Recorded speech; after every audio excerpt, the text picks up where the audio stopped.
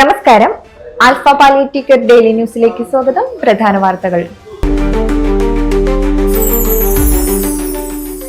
Alpha Ollur centre വാർഷിക general body യോഗം president Babu പാനിക്കുളത്തിന്റെ അധ്യക്ഷതയിൽ ചേർന്നു.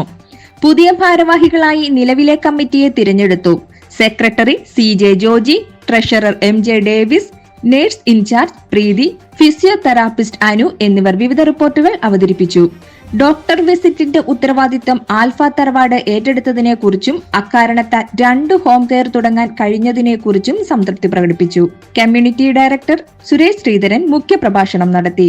ബെറീമെൻ വിസിറ്റി, ഡെത്ത് റിവ്യൂ, റീഹാബിലിറ്റേഷൻ പ്രവർത്തനങ്ങളിൽ ശ്രദ്ധയൂന്നി കൂടുതൽ മെച്ചപ്പെട്ട രീതിയിലേക്ക് ആൽഫയുടെ പ്രവർത്തനം വളർത്തുന്നതിന് യോഗം തീരുമാനിച്ചു.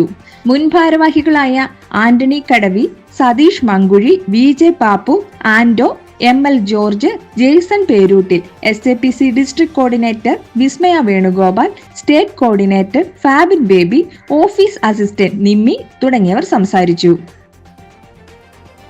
മൂവാറ്റുപുഴ പുതുപ്പാടി എൽദോ മാർ ആർട്സ് കോളേജിൽ ആരുഷ് ക്ലബ് അംഗങ്ങൾക്കായി 30 മണിക്കൂർ ട്രെയിനിംഗ് പ്രോഗ്രാമിന്റെ ഭാഗമായിട്ടുള്ള ഡോക്ടേഴ്സ് ട്രെയിനിംഗ് ക്ലാസ് നടത്തി.